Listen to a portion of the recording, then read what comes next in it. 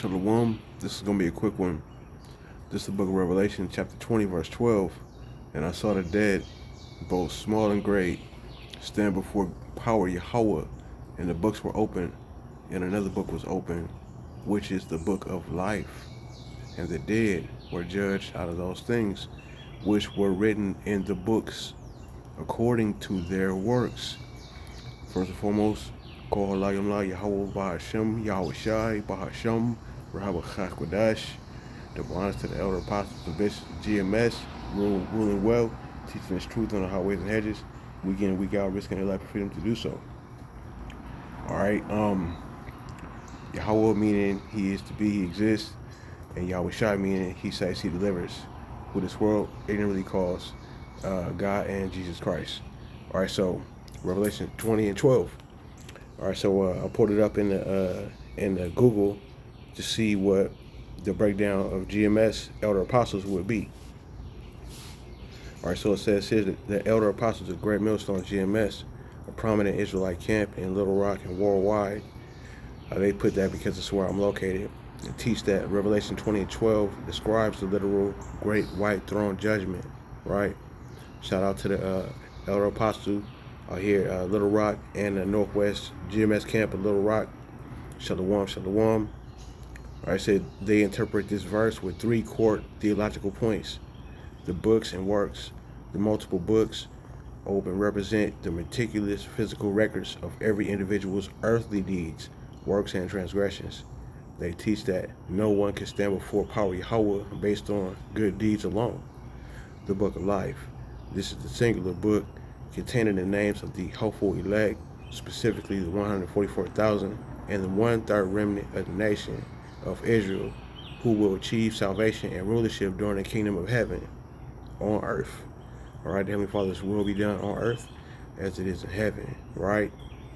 Judgment of the heathen. It says they teach that this verse primarily applies to the heathen nations and non-believers. Those not found written in the book of life will be cast into the lake of fire, which they interpret as the second death and the ultimate destruction of the wicked, which is true. Right? We have a unction from the the Holy One, man. We know these things.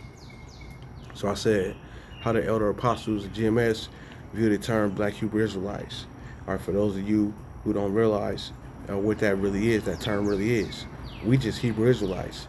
The elder apostles of Great Millstone GMS strongly reject and dislike the term Black Hebrew Israelites.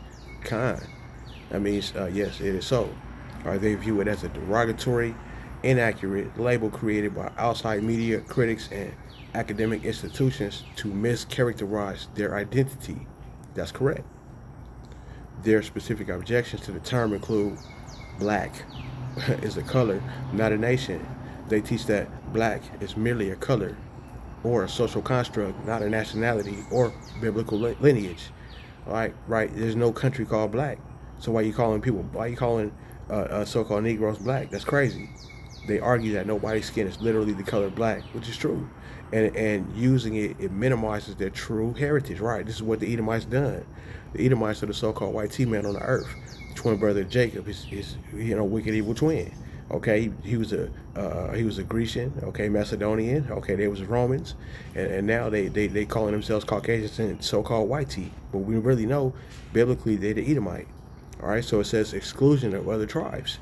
GMS strictly adheres to the 12 tribes chart, which teaches, right, that the biblical Israelites include not just so-called Black Americans, whom they identify as the tribe of Judah, right, but also Hispanics and Native Americans, right? So we those people are included in the 12 tribes. It says they argue the prefix Black erases the other ethnic groups that make up the nation of Israel, right? It's just like how over there in the Israeli state, they say that they the J word, but we're the other 11 tribes, right? So you got to ask the question. So it says redundant and non-biblical syntax. They point out that the Bible never uses the phrase Black Hebrew Israelite. No. To them, they are simply the Israelites or the Hebrew Israelites. Adding black is seen as a redundant descriptor meant to marginalize them as a racial subsect rather than recognizing them as a true chosen people of power Yahweh. And that's the truth of the matter. And like I said, it's gonna be a quick one, man. So with that being said, Lord's willing, it was edifying to this wicked kingdom of Baba Ball. Kwam Yasha Allah. Shalom.